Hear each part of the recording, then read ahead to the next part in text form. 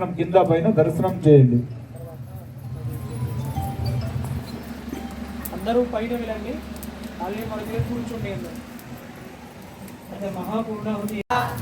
స్వాహ స్వాహ స్వాహ స్వాహ స్వాహ స్వాహ స్వాహ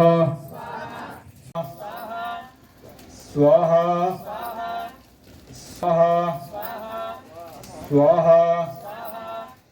स्वाहा नमोद्बलिताय नमः स्वाहा ऐं ह्रीं श्रीं संवित्पन्ने हुतास्ये सदृष्टे सम्पादकाकृते हिता परमेशाने संवित्पन्ने सोद्बलिताय नमः स्वाहा ऐं ह्रीं नमोद्बलिताय नमः स्वाहा ॐ स्वाहा स्वाहा स्वाहा स्वाहा स्वाहा स्वाहा स्वाहा स्वाहा स्वाहा स्वाहा स्वाहा स्वाहा स्वाहा स्वाहा स्वाहा स्वाहा